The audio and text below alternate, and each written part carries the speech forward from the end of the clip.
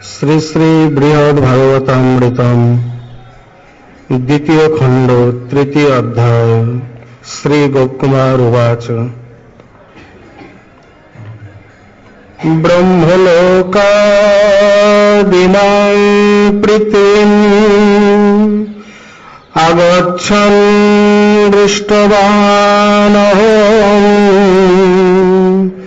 পূর্বং যত্র যদাসীৎ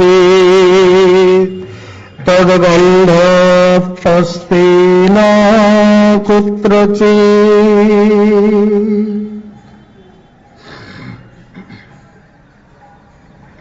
কলিযুগ পাবন অবতার শ্রী শ্রীকৃষ্ণ চৈতন্য মহাপ্রভুর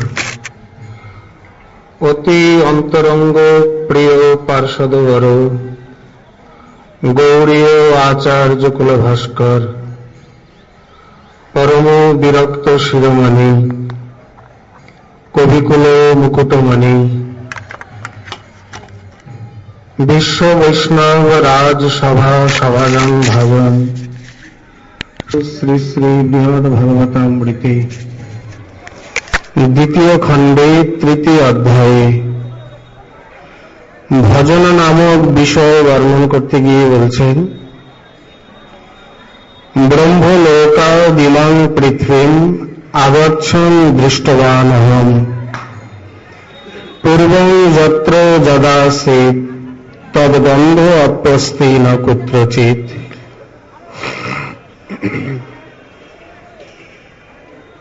শ্রী গোপকুমার মহাশয় বলছেন, ব্রহ্মলোক থেকে আমি এই পৃথিবীতে এসে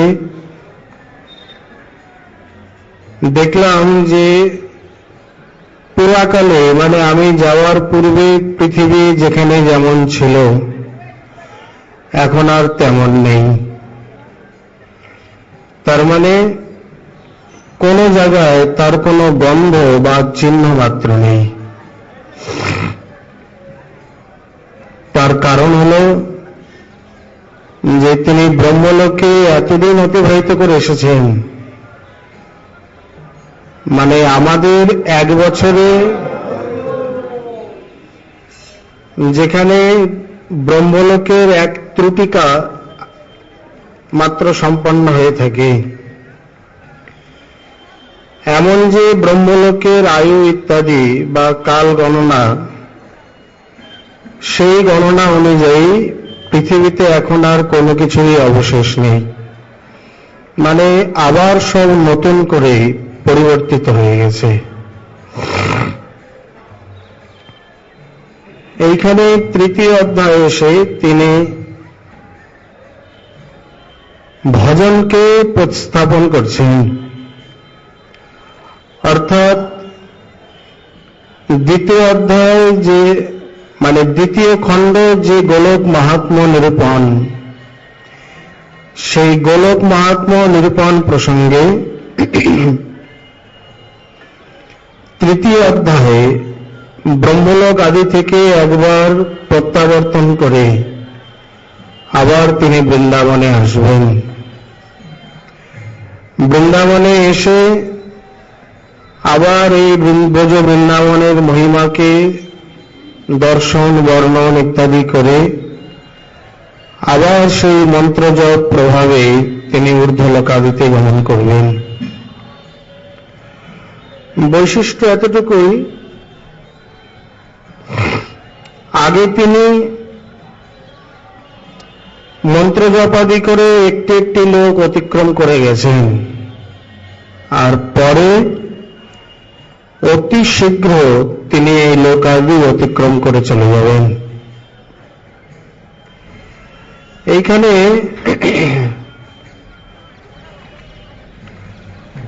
পূর্বখণ্ডে আমরা বৃহৎ ভাগবতামৃতকে দুখণ্ডে ভাগ করা হয়েছে।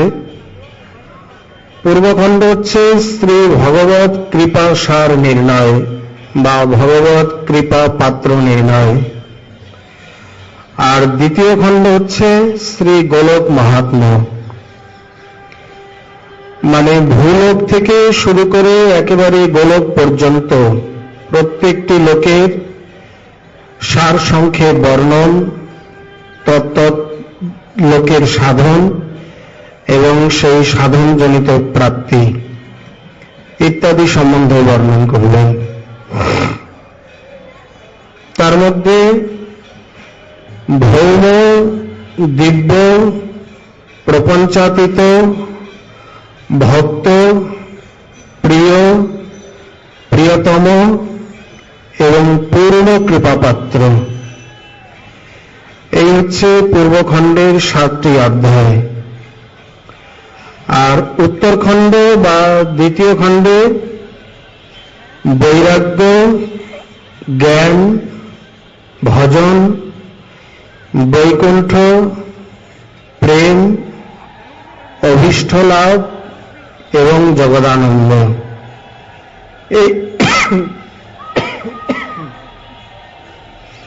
এই 7টি অধ্যায়।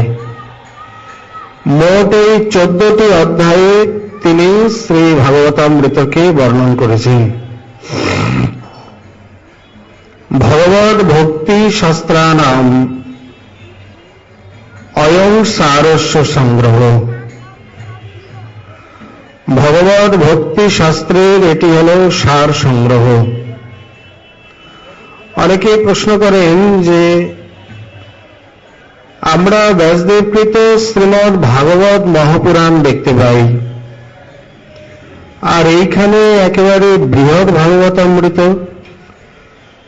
তাহলে কি ভাগবতের থেকে এর মহিমা আরো বেশি? এই প্রকার প্রশ্নের উত্তরে কি বলা যেতে পারে?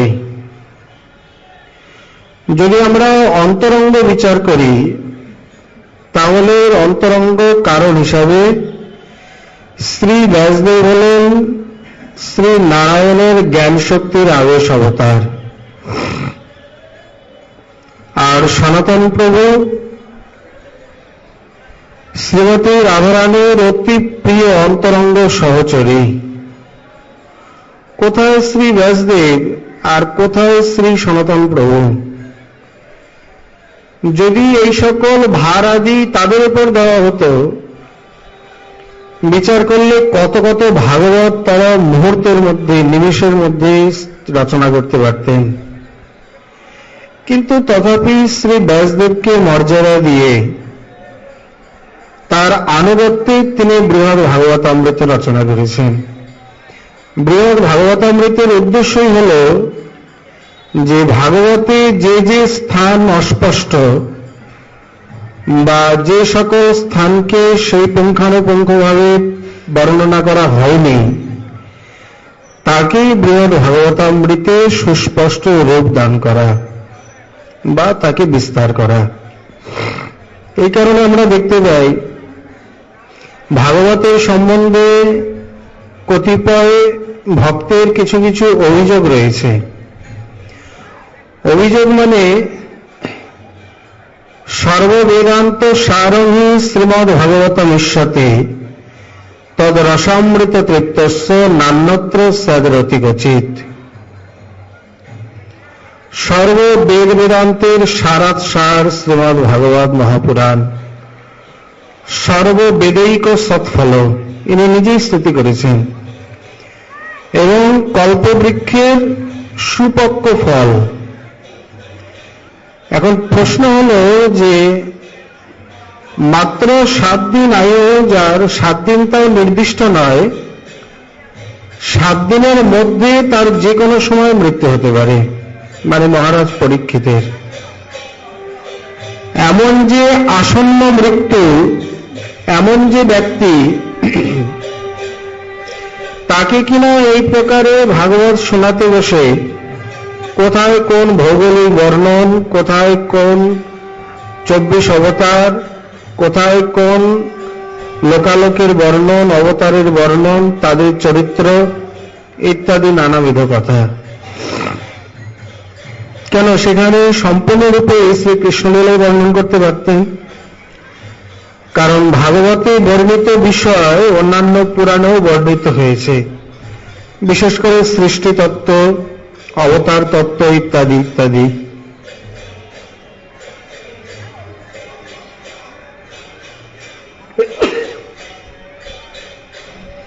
ভাগবতে কেবলমাত্র সেই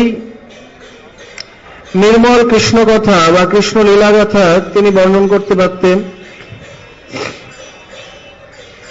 দেবর্ষি মহর্ষি সংবাদে তো আমরা তাই দেখতে পাই।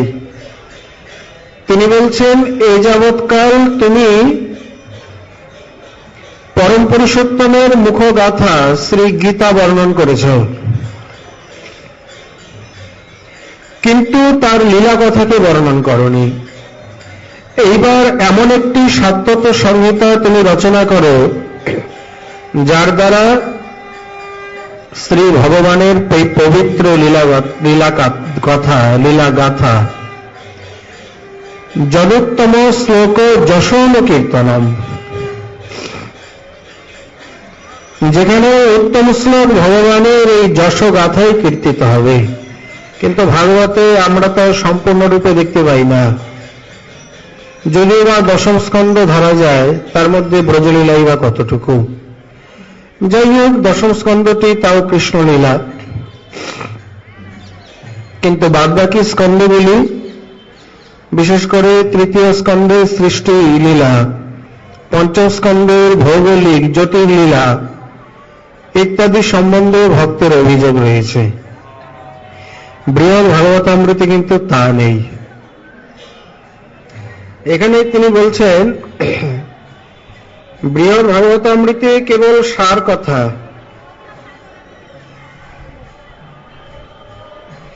কিভাবে কৃষ্ণের কৃপাপাত্র হওয়া যায়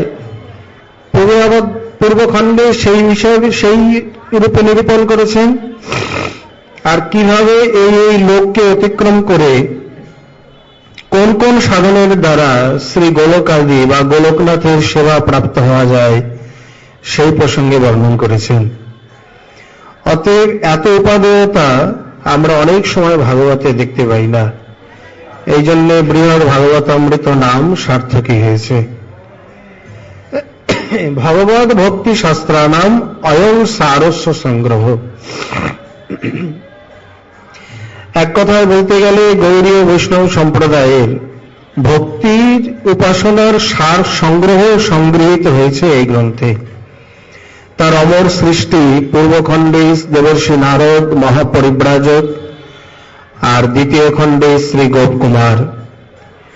এই প্রকার উপাখ্যানের মাধ্যমে এই জাতীয় সুকঠিন সিদ্ধান্তকে, নিগম নিগূঢ় সিদ্ধান্তকে স্থাপন করা শ্রীপাদ ব্যতিরেকে আমরা কারোর মধ্যে দেখি না। তত্ত্বকথা কেবল শুষ্ক রূপে বা বর্ণন করা অনেক সহজ, কিন্তু উপাখ্যানের মাধ্যমে তত্ত্বকে সংস্থাপন করা তত সহজ নয়, বরঞ্চ এটি কঠিন কাজ। সনাতনের কৃপায় পাইল ভক্তির সিদ্ধান্ত, শ্রীরূপের কৃপায় পাইল ভক্তি রসপ্রান্ত। ঠিকই বলেছেন শ্রী কবিরাজ গোস্বামীপাদ। যদ্যপি ভক্তি সিদ্ধান্তাচার্য রূপে আমরা শ্রী জীব গোস্বামীপাদকে দেখি, কিন্তু বৃহৎ ভাগবতামৃত হল এমন একটি গ্রন্থ, প্রথম অবস্থায় সাধকের নাম ধাম উপাস্য উপাসনা ভক্ত ভক্তি ইত্যাদি যাবতীয় তত্ত্বের সুন্দর সমাবেশ হল এই গ্রন্থে। শ্রীরূপ গোস্বামীপাদ এই জন্য বলছেন, শ্রীমৎ প্রভু পদম ভোজে সর্বা ভাগবতামৃতে ব্যক্তিকৃতস্তি গূঢ়াপি ভক্তি সিদ্ধান্ত মাধুরী। শ্রীমৎ প্রভু পদম ভোজ আমার মদীয় শ্রী গুরুপাদ পদ্ম। যদ্যপি ভক্তি সিদ্ধান্ত মাধুরী অত্যন্ত নিগম নিগূঢ়, সহসা কেউ বুঝতে পারে না, বোঝা যায় না। জীব গোস্বামীপাদ তাই বলছেন, ভক্তি যেমন সুদূর লভা তেমনি সুদূর বোদ্ধাপি।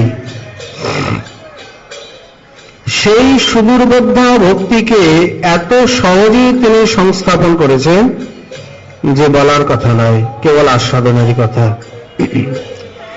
সর্বা বৃহৎ ভাগবতামৃতে এমন কোন দিক নেই বা এমন কোন বিষয় নেই যে ভাগবতামৃতে আলোচনা হয়নি, সকল প্রকারেই তিনি দিগদর্শন করে গেছেন।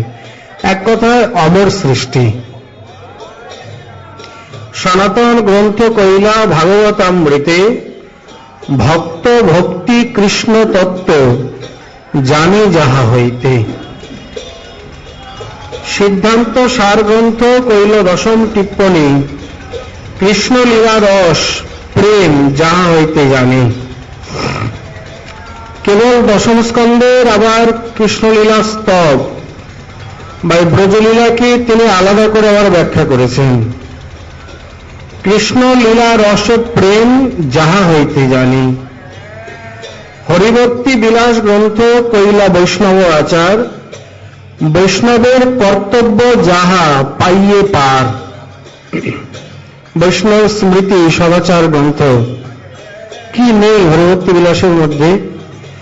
এক হরিভক্তি বিলাস থাকলে বা এই জ্ঞান থাকলে অন্য কোনো স্মৃতি গ্রন্থে হাত দিতে হয় না জ্ঞানের জানার প্রয়োজন হয়?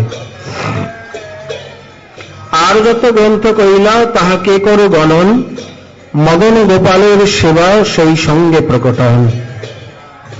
শ্রীপাদ সনাতন প্রভুর এই অমর কীর্তি, শ্রীমান মদন গোপালের প্রেম সেবা স্থাপন, সেই সঙ্গে এত এত গ্রন্থ রচনা, লুপ্ত তীর্থ উদ্ধার, কাঙাল করুয়া রবি কান্থাবাড়ি যে ভক্তগণ আসলে তাদের পালন। শ্রীমান মহাপ্রভু মুখ্যত অধিকাধিক দায়িত্ব দিয়ে তাকে আচার্য রূপে বৃন্দাবনে স্থাপন করেন। কান্থা করঙ্গাধারী মোর কাঙাল ভক্তগণ বৃন্দাবনে আইসে যেবি করিহ পালন। আজও পর্যন্ত শ্রীপাদ সেইভাবে পালন করে চলেছেন। প্রতিদিন গিরিরাজ পরিক্রমা, সেই সঙ্গে বেদবাসীর খোঁজ খবর, যাকে উপলক্ষ করি তো আজ এই মুড়িয়া পূর্ণিমা বা গুরু পূর্ণিমা আমরা বলে থাকি। গুরু পূর্ণিমা বলতে তিনি তো মস্তক মুন্ডন করতেন, এই জন্য ব্রজভাষায় যাকে বলা হয় মুড়মুড়ানো, মানে মস্তক মুন্ডন করা। সকল ব্রজবাসীর এত প্রিয় ছিলেন যে সেই প্রিয়তায় তিনি মানে ব্রজবাসীগণ তাকে লক্ষ্য করে মস্তক মুন্ডন করে পরিক্রমা করেন। তিনি পরিক্রমা করতেন, এই জন্য তার সম্মানে বা তার প্রীত্যর্থে গিরিরাজ পরিক্রমা আর তার অনুকরণে মস্তক মুন্ডন। পরবর্তীকালে সেই মেলা মানে সেই পরিক্রমা রূপ নিতে নিতে বর্তমানে হয়ে গেছে এই মুড়িয়া পূর্ণিমা বা মুড়িয়া মেলা, যাকে আমরা গুরু পূর্ণিমা মহোৎসব বলি। গত 3 বছর যাবৎ এই মুড়িয়া মেলা আবার আন্তর্জাতিক উৎসবের আখ্যা পেয়েছে। এখন তো মুড়িয়া মেলা মানে গুরু পূর্ণিমায় বঙ্গদেশে যে প্রকার আনন্দ বা অনুষ্ঠান, বৃন্দাবনে আসলে বিশেষ করে 7 ক্রোশের মধ্যে গিরিরাজের তটে মুড়িয়া মেলা কাকে বলে আসলে বোঝা যাবে বা দেখা যাবে। এই হচ্ছে সনাতন প্রভুর কৃতি, যার মধ্যে অন্যতম শ্রীবৃহৎ ভাগবতামৃত, যার কৃপা কটাক্ষ দিঠি প্রার্থনা করে আমরা বিগত 2009 সাল থেকে বা 9 সাল থেকে এই স্থানেতেই একের পর এক আস্বাদন করে আসছি। এই বছরও আমরা সেই প্রভুপাদের শ্রীচরণারবিন্দে কায় মনোবাক্যে নতি বিনতি করি, যাতে তিনি কৃপা দৃষ্টি বর্ষণ করে আমাদের এই বৃহৎ ভাগবতামৃত রস শ্রবণ কীর্তনে আস্বাদনে অধিকার প্রদান করে তিনি তার সেই হার্দ্য বিষয় আমাদের হৃদয়ে পরিস্ফুরিত করেন। তার শ্রী চরণে আমাদের এই ঐকান্তিক কাকুক বিনতি। তার মধ্যে আবার শ্রী শ্রী নিয়মশিলা উপলক্ষে বা কার্তিক ব্রত দামোদর ব্রত উপলক্ষে আমাদের এই হরিকথা কীর্তনের আয়োজন।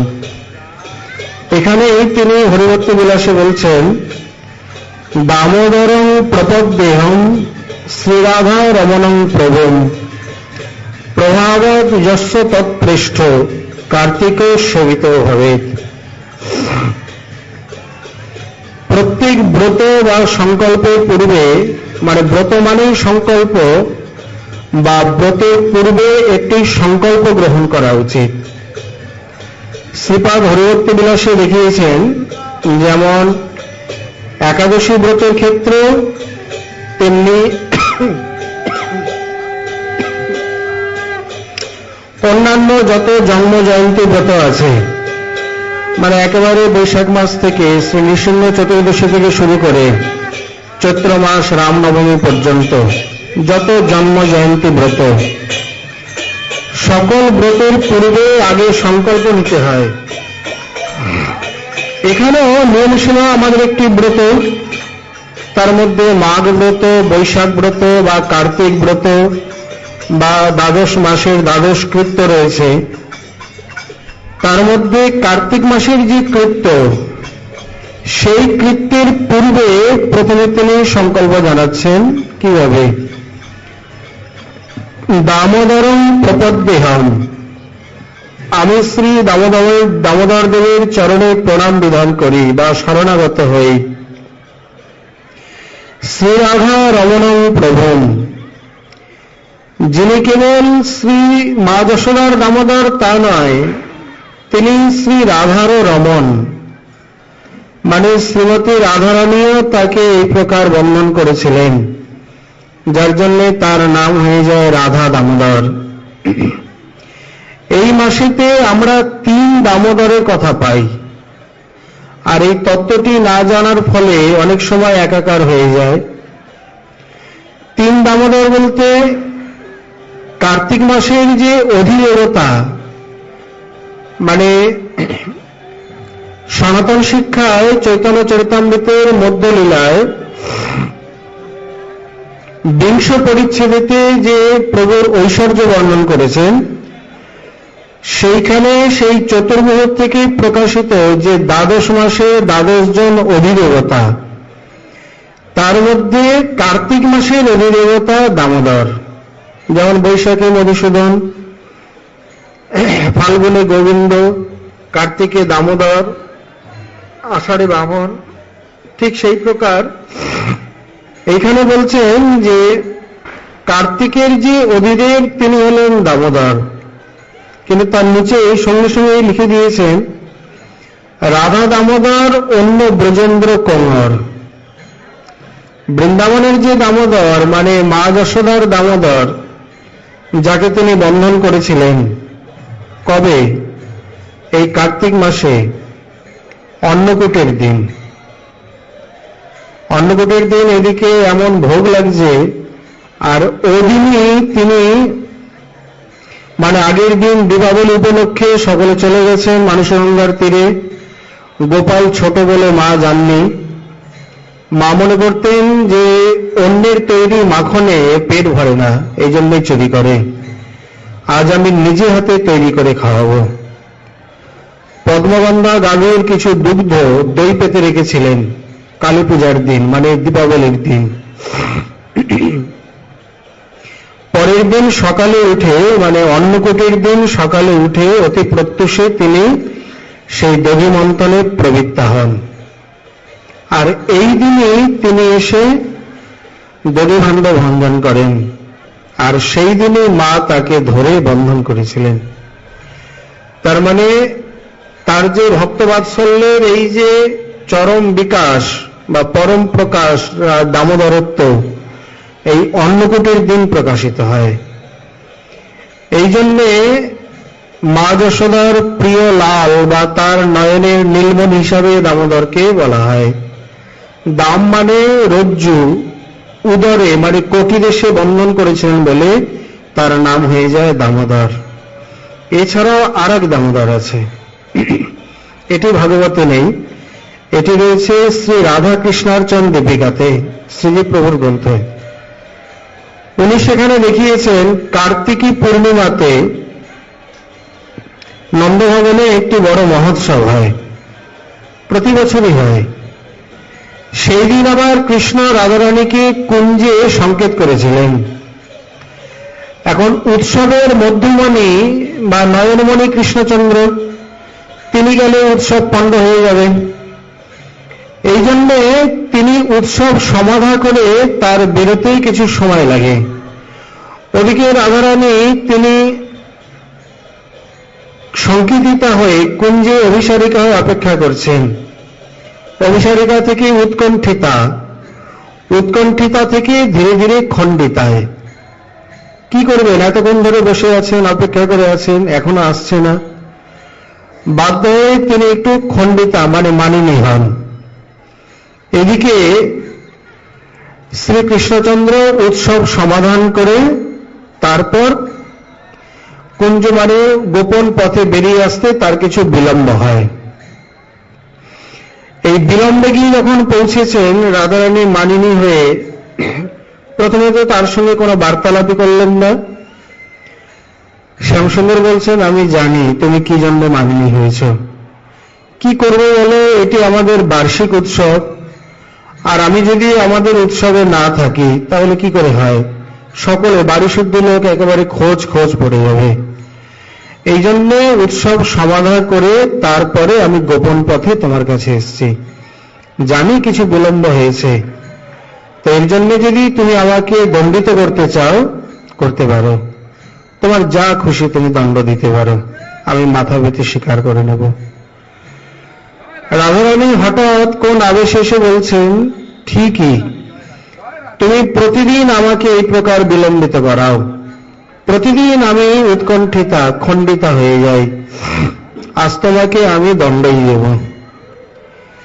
এই বলে রাধারানী তিনি তার কবরী থেকে একটি পট্টডরি নিয়ে শ্রী শ্যামসুন্দরকে বন্ধন করেন। এটি হল প্রেমের বন্ধন, ওটিও প্রেমের বন্ধন। মা যশোদারটি হল বাৎসল্য স্নেহের বন্ধন, আর শ্রীমতী রাধারানীরটি হল মধুর রসের বন্ধন, প্রিয়তার বন্ধন। বাস্তবিক বন্ধনানি খলু বহুনি সন্তি, কিন্তু প্রেম বন্ধনম খলু দৃঢ় বন্ধনা মাহু। এখানে তো এই বন্ধনটি দেখা যাচ্ছে, কিন্তু বাস্তবিক প্রীতির বন্ধন যা দেখা যায় না, কিন্তু জগতে সব থেকে বড় মানে সুদৃঢ় বন্ধন।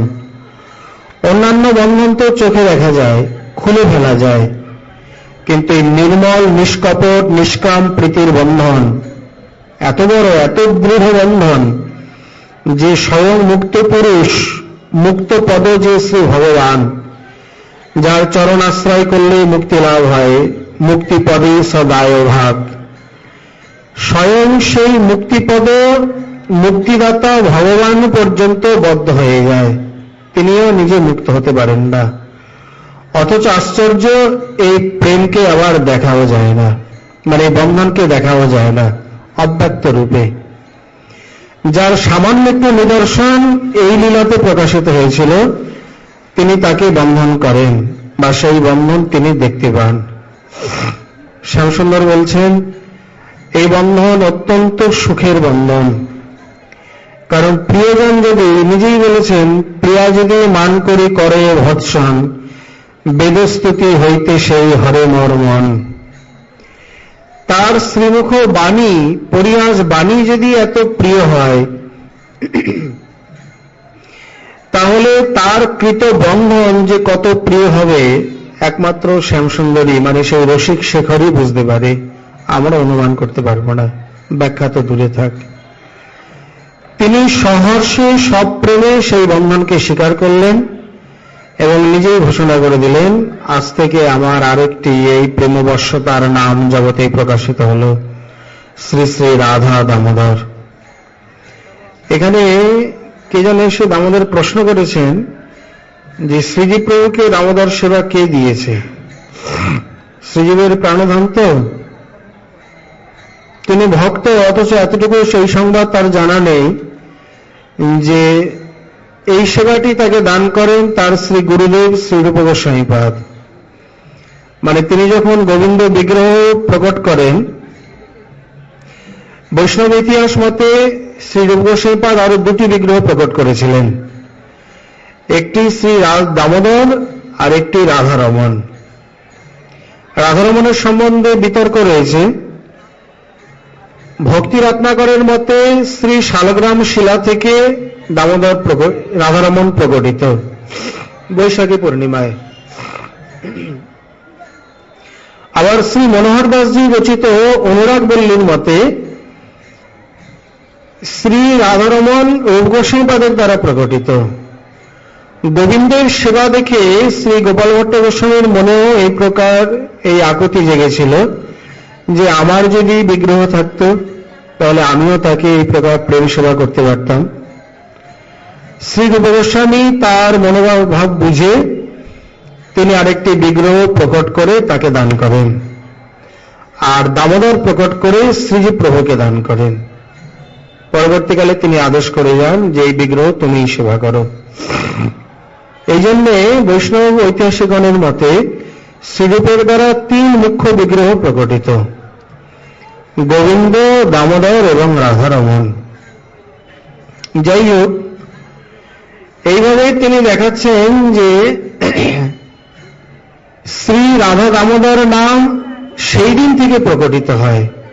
তাহলে এই মাসে 3 জন দামোদরের একসঙ্গে সমাবেশ। এক মাসের অধিদেবতা দামোদর, মা যশোদার প্রাণধন দামোদর, আর রাধিকার নয়নতারা শ্রী রাধা দামোদর বা রাধিকা নয়নোৎসব শ্রী দামোদর।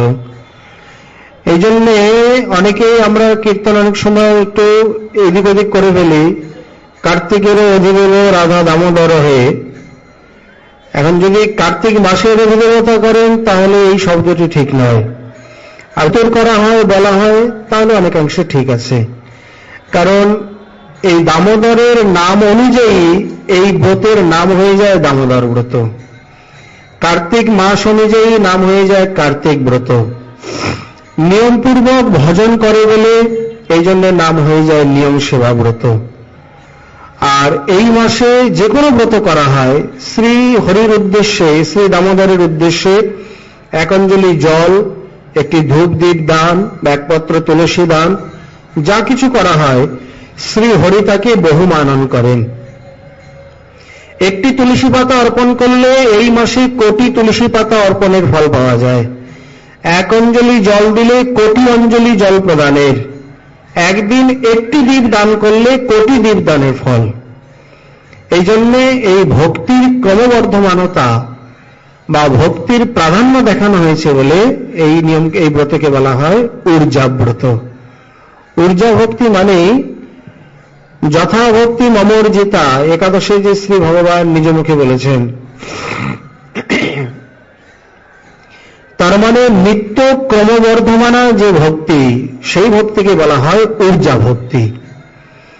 এই জন্যে এই মাসেতে ব্রত করলে, যে কোনো অনুষ্ঠান অধিক পারমার্থিক অনুষ্ঠান করলে তা এত ফল দান করে, শ্রী ভগবান তাকে এত বহুমানন করে যে বলবার কথা নয়। এই জন্য একটি নাম হয়ে গেছে ঊর্জা ব্রত, ইত্যাদি ইত্যাদি বহু নামে পরিচিত। প্রভাবাদ যস্য তৎপৃষ্ঠ কার্তিকও সেবিত হবে। যিনি শ্রী দামোদর বা সেই রাধারমণ কার্তিকের যিনি সেবিত দেবতা, মানে এখানে কার্তিক মাসের অধিদেবতা রূপে নয়, দামোদর ব্রতের অধিদেবতা রূপে। অতএব আমি তার শ্রী চরণে প্রপদ্য হই, শরণাগত হই। প্রতি ব্রতে সংকল্প নিতে হয়। এখানে একাদশীতেও বলা আছে যে সকালবেলা উঠে তিনি একাদশী মহারানী শ্রী ইষ্টের চরণে প্রার্থনা করবেন, প্রভু যেন আমি এই ব্রতটি নির্জলা বা যেভাবে সম্পন্ন করতে পারি, মৌন থাকলে মৌনাদি, এই প্রকার উপবাস আদির দ্বারা, রাত্রি জাগরণের দ্বারা আপনার সন্তোষ বিধান করতে পারি। পরের দিন ব্রত যখন পূর্তি করবেন, মানে পারণ আদি করবেন,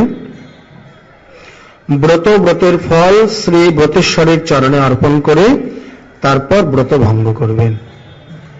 কারণ যৎকরসি যদস্নাসি যজ্জহসি দদাসি যৎ তপস্যসি কন্তেয় তৎকরস্য মদর্পণম। কেন তোমাকে অর্পণ করতে হবে? কেন? এই জন্যই করতে হবে, অহঞ্চ সর্বযজ্ঞানাং ভোক্তা চ প্রভুরেব চ। সকল ব্রতের, সকল যজ্ঞের, সকল কিছুর আমি হচ্ছে প্রভু, আমি ভোক্তা। আমাকে না দিলে জীব ফল পাবে না, ভক্ত ফল পাবে না, এই জন্য আমাকে দান করে দেবে। সমস্ত কিছুই সমর্পণ। কর্মাদি যেখানে সমর্পণের কথা বলছেন সেখানে ভক্তিতেও সমর্পণ। প্রতিদিন নামান্তও তো ভক্ত কি করে?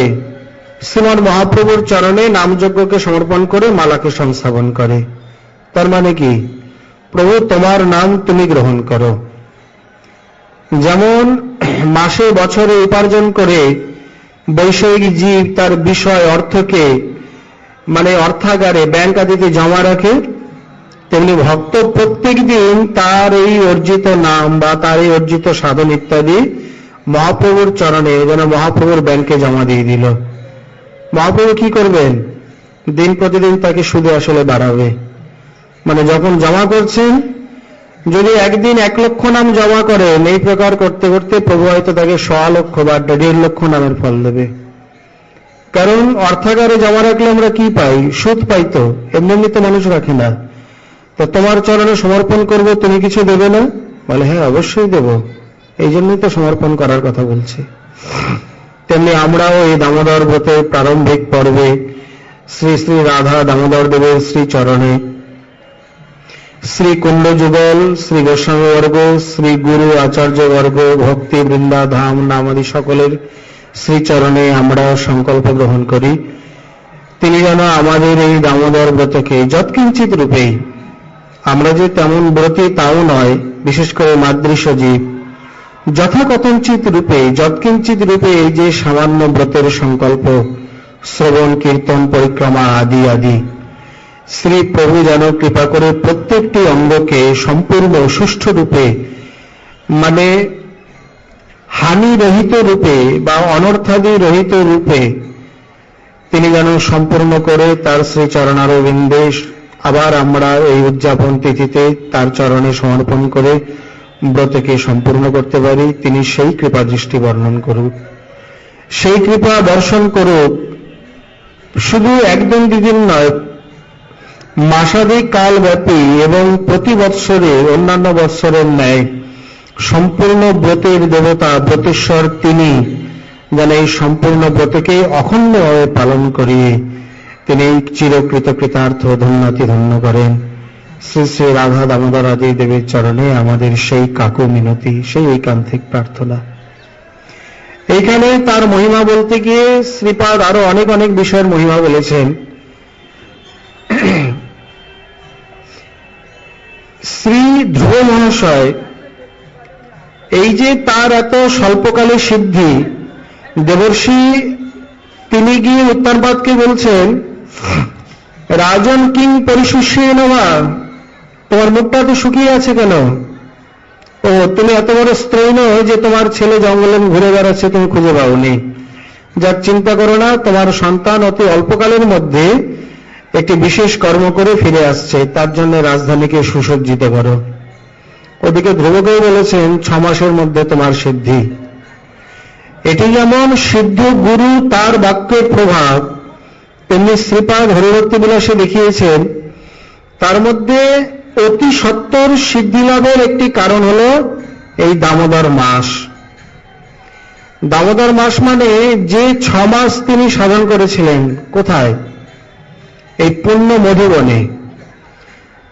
মথুরা ভূতেশ্বর মহাদেব, তারপরেই যে দ্বাদশ বনের প্রথম বন, সেখানে ধ্রুব কুণ্ড রয়েছে, ধ্রুব টিলা মানে ধ্রুবের তপস্যাস্থলী রয়েছে। এইখানে তিনি এই সাধনা করেন। সেই 6 মাসের মধ্যে 1 মাস পড়ে যায় দামোদর ব্রত। এই দামোদর ব্রত পড়ে যাওয়ার জন্য অতি সত্বর তিনি সিদ্ধি লাভ করেন। মানে বলছেন, কার্তিকে মথুরাতে মন্ত্ররহিত, দ্রব্যরহিত, বিধিরহিত পূজাকে শ্রীহরি সদর্চন বলে মনে করেন, অল্পকৃত হলেও বহু মানন মনে করেন। মানে এমন অনেকে আছেন যাদের অত মন্ত্রতন্ত্র জ্ঞান নেই, দেশকাল পাত্রাদি জ্ঞান নেই, দ্রব্যাদি শুদ্ধি অশুদ্ধির জ্ঞান নেই। বলছেন কার্তিক ব্রততে এগুলো মার্জিত, মাফ করে দেবেন। কার্তিকে যদি মথুরাতে শ্রী দামোদর সেবিত হন তার দ্বারা, মানে কোনো ভক্তের দ্বারা, তাহলে তার পূজায় যদি ত্রুটি হয়, মন্ত্র উচ্চারণে বৈষম্য হয়, দ্রব্য দেশ মানে স্থানে কালে যদি কোনো প্রকার অশুদ্ধি হয়, প্রভু তাকে ধরবেন না, প্রভু তাকে গ্রহণ করবেন না। সম্পূর্ণ শুদ্ধি দান করে কৃষ্ণ তারে শুদ্ধ করে, না করায় প্রায়শ্চিত্ত। এইভাবে তিনি তাকে গ্রহণ করেন। অতি সত্তর যোগনিষ্ঠ যে সনত্রাদি মহাত্মাগণেরও যে সুদুর্লভ শ্রী ভগবানের সাক্ষাৎকার, সেই সাক্ষাৎকার তিনি অনায়াসে লাভ করেন কোথায়? এই কার্তিকে দামোদর সেবিত হলে। এই মাসে মথুরাতে হরি পূজা দূরে থাক, এই মাসে কেউ যদি হরি পূজককে দেখে উপহাস করে, কত বড় কথা বলছেন, আর কত বলবেন? মানে এই মাসে সকলে মিলে যেন কেমন পাগলের মতো ছুটছে, এ মন্দির থেকে ও মন্দির, ও মন্দির থেকে ও মন্দির, এই আরতি, এই পরিক্রমা, এই পাঠ, এই দীপদান, কত শত কিছু। সেখানে বলছেন যে কার্তিক মাসে কেউ যদি এই প্রকার হরিপূজককে দেখে পরিহাস করে, নিন্দাও করে, বলে দেখো পাগলের দল, খেয়ে দে কাজ নেই, আরে বাবা একটা মন্দিরে পাঠ শুনলেই তো হয়, অত পাঠ শোনার কি দরকার, অত মন্দিরে মন্দিরে দীপ দেওয়ার কি দরকার, ঠান্ডার মধ্যে অত সকালে উঠে স্নান করার কি দরকার। এইভাবে কেউ যদি পরিহাসও করে তাহলে তিনি পরমপদ প্রাপ্ত হয়ে যান। পরবর্তী বিলাসে যে রাজপুত্র ধূম্রকেতু বা সত্যব্রতের যে উপাখ্যান দিয়েছেন তার প্রমাণ। মানে স্বয়ং আচরণ করা দূরে থাক, যদি কেউ হাস পরিহাস করে, নিন্দা সমালোচনাও করে, তারও পরম পদ হয়, তাহলে যিনি শ্রদ্ধাতে আচরণ করছেন তার কোন পদ হবে? তাহলে আমরা বলে বুঝাতে পারবো না। এই জন্য তো বলছেন ভক্তিং মুক্তিং হরির দদ্যাৎ অর্চিত অন্যত্র সেবিনাম ভক্তিঞ্চনা দওয়াত্তেষু যত বর্ষ করি হরে। অন্যত্র তিনি ভক্তি মুক্তি ইত্যাদি দান করে থাকেন, কিন্তু দামোদর মাসে কেউ যদি মথুরায় তাকে অর্চন করে, শ্রীহরি চিন্তায় পড়ে যান। বলে কেন? যত বর্ষ করি হরে, কারণ এই মাসে শ্রীহরির সেবা করলে, অর্চনা করলে হরি তার বশীভূত হতে বাধ্য, অবশ্যই হবে। এইখানে যে ব্যতিরেক মুখে কথাটি আমরা বললাম, বৃন্দাবন মহিমামৃতে এই প্রকার বহু কথা রয়েছে, তার মানে কেউ মনে করবেন না যে যাক তাহলে আর মন্দিরে দীপদানাদি দরকার নেই, বরং যে দীপ দান করছে তাকে একটু নিন্দা করি, তাহলেই তো পরমপদ পেয়ে যাব। খবরদার, এটি ব্যতিরেক মুখে এই রচনার্থ ফলশ্রুতি বলা হয়েছে। মানে যে জানে না, অজ্ঞ, নতুন এসছে, বা এসে এই সমস্ত কিছু দেখে তার মাথা ঘুরে যাচ্ছে, বুঝতে পারছে না তত্ত্বগুলি, সেও যদি কচিত কদাচিৎ করে, এতে তো ফলের মহিমা দেখানো হলো, এই আচরণকে গ্রহণ করতে বলা হলো না। তার মানে নিন্দুকের পরিহাসের যদি এই প্রকার হয়, তাহলে শ্রদ্ধায় যিনি করছেন কিমুত শ্রদ্ধায় গৃণন, তাহলে তার কি ভালো হবে তুমি চিন্তা করে দেখো। তা তুমি মানুষ, তোমার বিবেক আছে, বুদ্ধি আছে, তুমি ব্যতিক্রম পন্থাটা কেন নেবে? তুমি অন্যমুখীর পন্থাটা নাও। নিন্দা করলে এই ফল, অতএব তুমি নিন্দাটাকে কেন নেবে? তুমি বিধিটিকে নাও। যেমন রামচন্দ্র কবিরাজ রামচন্দ্র পুরীর ক্ষেত্রে দেখানো হয়েছে, ভাগবতে রয়েছে ন প্রশংসেত ন গর্হয়েত। শ্রী ভগবান একাদশ স্কন্ধে বলছেন কারো প্রশংসা করবে না, কারো নিন্দা করবে না। এখন রামচন্দ্র পুরী বিচার করছে কি যে পূর্ব পরবিধির বলবান, তাহলে প্রশংসা করতে নিষেধ করছে, নিন্দা করতে নিষেধ করছে, তাহলে প্রশংসা তো কোনো মতে করবেই না, কিন্তু নিন্দা মাঝে মধ্যে করবে, যেহেতু নিন্দাটা পরবিধি। কবিরাজ গোস্বামী এটা ধরেছে। এই বিধিকে অবলম্বন করেই তিনি মহাপ্রভুর নিন্দাতে প্রবৃত্ত হন। ফলটা কি হলো তার? রামচন্দ্র পুরী হইল সর্বনিন্দাকর, গুরু অবজ্ঞা করলে ঐছে ফল হয়, ক্রমে ঈশ্বর পর্যন্ত অপরাধী ঠেকয়। গুরুকে অবজ্ঞা করার ফলে ধীরে ধীরে এমন হয়ে গেল যে স্বয়ং ঈশ্বর মহাপ্রভুর চরণেও তার অপরাধ হয়ে গেল। তো এইরকম ভাবে গ্রহণ করলে হবে না, শাস্ত্রের তাৎপর্যকে বুঝে নিতে হবে। এখানে বলছেন তাৎপর্য হলো এই যে নিন্দাতে গ্রহণ করলে এইরকম, নিন্দা করলে এইরকম, শ্রদ্ধায় করলে কি হবে কে জানে। একে বলে কৈমূর্তিক ন্যায়, কি মতো বা, কি মতো শ্রদ্ধায় গৃণান বা। অতএব কার্তিকে যে কোনো অনুষ্ঠান করা হয়, সেই সকল অনুষ্ঠানেই মহামহা ফলকে দান করে থাকে। যারা পিতৃপক্ষে পিতৃগণকে পিণ্ডার্পণ, শ্রাবণ মাসে ঋষিতর্পণ, চৈত্র মাসে দোল যাত্রা, মাঘ মাসে পবিত্র উদকে স্নান, পুষ্যা নক্ষত্রে আমরদকী ব্রত, শ্রাবণে রোহিণী অষ্টমী, সঙ্গমে মানে ত্রিবেণী সঙ্গমে শ্রবণা দ্বাদশী ব্রত মানে বামন জয়ন্তী ব্রত বা বামন দ্বাদশী ব্রত, এবং কার্তিক মাসে ব্রত না করে হে নারদ, সেই মুরবানের যে কোথায় কোন গতি হয় আমি বলতে পারবো না, আমি জানি না। এখানে অবশ্য কৃত্যের বিধান দিচ্ছেন, মানে করা উচিত। বিশেষ করে চাতুর্মাসের মধ্যে 3 মাসকে ফাঁকি দিলে যাওয়া যেতে পারে বা অনেকে দেয়। অনেকে বলে থাকেন চাতুর্মাসও সন্ন্যাসীগণের জন্যে, কই তা তো নয়। দামোদর ব্রত তো গৃহী সন্ন্যাসী বলে ভেদ করেনি, সকলের জন্যই তো। তাহলে চাতুর্মাসের অন্তিমটাও ভক্তের জন্য। যারা তাদের অবস্থাবশত বা অনুকূল পরিবেশ প্রতিকূল পরিবেশ বশত চাতুর্মাস্য ব্রত করতে পারবে না, 3 মাস তারা না করলেও ফাঁকি দিলেও চলবে, কিন্তু অন্তিম মাস, চাতুর্মাসের অন্তিম মাস এই যে কার্তিক মাস বা দামোদর ব্রত, এই মাসে যদি কার্তিক ব্রত না করে তাহলে তাদের ভীষণ ভীষণ প্রত্যবায় হবে। সন্তান নাশ, গৃহাদি নাশ, ধনাদি নাশ, এমনকি মহামহা প্রত্যবায় তাদের জীবনে ঘটে যেতে পারে। অতএব যে কোনো প্রকারে হোক, যে কোনো ভক্ত মাত্রই হোক, দামোদর ব্রত সকলকেই পালন করতে হবে, যাজন করতে হবে। ব্রত এখানে মানে কি বলে, যে কোনো একটা বিশেষ সংকল্প নিয়ে নাও, যে কোনো এক জায়গায় নির্দিষ্ট রূপে কথা কীর্তন বা কথা শ্রবণ বা পরিক্রমা বা দীপদান বা নাম জপ বা গ্রন্থ পারায়ণ, কত কত অঙ্গ রয়েছে, যে কোনো একটি অঙ্গকে নিয়ে নাও, যত সাধ্য, 1টি 2টি 10টি 5টি, যে কোনো ভাবে হোক। সেখানে বলছেন যে এই কার্তিক মাসে যারা কেবল ভাগবত পাঠ করে, ভাগবত কথা কীর্তন করে, তাদের 18 পুরাণ আপনা আপনি কীর্তন হয়ে যায়। বাকি 17 পুরাণ কীর্তন না করলেও তার ফল পাবে। আর এই দামোদর ব্রতে যারা ভাগবত আদি শ্রবণ করেন, বাকি 17 পুরাণ শ্রবণ না করেও সেই 17 পুরাণ শ্রবণের মানে 18 পুরাণ শ্রবণের ফল পেয়ে যাবেন। সেই সঙ্গে আনুষঙ্গিক রূপে বেদ, বেদান্ত, উপনিষদ আদি যা আছে সমস্ত কিছুর। তাহলে কত সহজ, সরল, সুগম করে দিয়েছেন, আর কত করবেন। এই জগতে সমস্ত ব্রতের ফল মাত্র 1 জন্ম অনুগমন করে, কিন্তু কার্তিক মাসের ফল 100 জন্ম পর্যন্ত অনুগমন করে থাকে।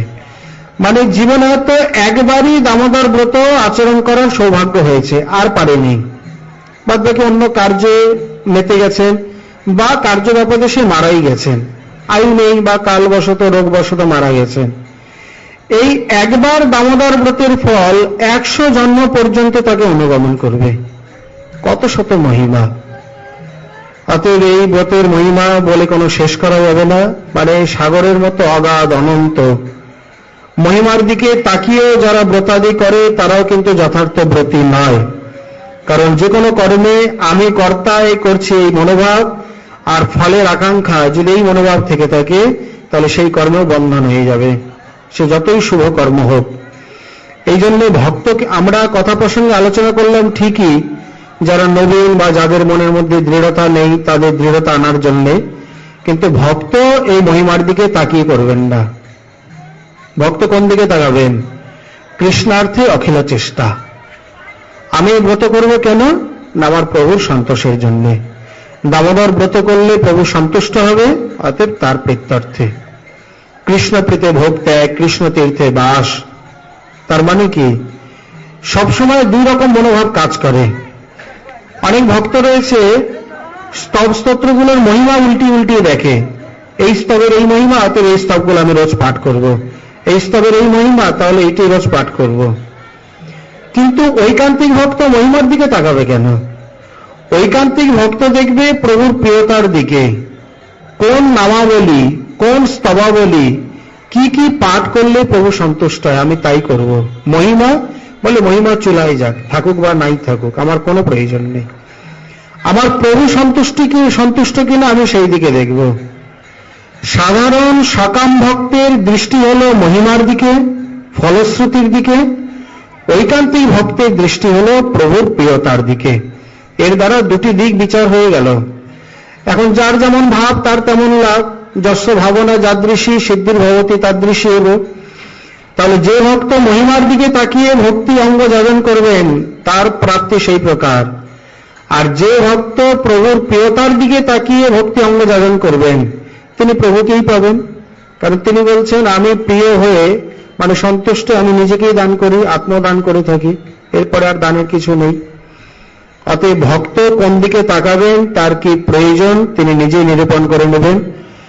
আমরা তীরেরহি স্পর্শী এক কণ, কেবলমাত্র একটুখানি পূর্বানুক্রমে পরম্পরাক্রমে কার্তিক মাহাত্ম্য বলতে হয় বা বলা উচিত, সেই হিসাবে যথামতি কীর্তন করে আমাদের এই অসতী বাণী অসতী জিহ্বাকে পবিত্রীকরণ, আর সেই সঙ্গে এই কার্তিক ব্রতের শ্রবণ কীর্তনের একটি পূর্ব ভূমিকা, এই পর্যন্তই। বাদবাকি এর মহিমার কোনো শেষ নেই, সীমা নেই, মানে অতুল পারাবার, অগাধ পারাবার যেন। এই রূপেতে শ্রীপদ এখানে ভজন নামক অধ্যায়ে তিনি বিশেষ করে মন্ত্রজাপের আরো বহুবিধ মহিমা এবং ধামাদির যে মহিমা ইত্যাদি যে রূপে বর্ণন করবেন, শ্রীমান মহাপ্রভুর কৃপা হলে আবার আমরা আগামীকাল ঠিক সকাল 9 ঘটিকা থেকে আমাদের এই কথা কীর্তনের আসর, আমরা সকাল 9টা থেকে আবার তার কৃপাতে পরবর্তী যেভাবে তিনি দিগদর্শন করছেন সেভাবে আস্বাদন করব। আজকে আমাদের শ্রী শ্রী বৃহৎ ভাগবতামৃত কথা এখানেই বিশ্রাম লাভ করুন। নিতাই গৌর হরি বল।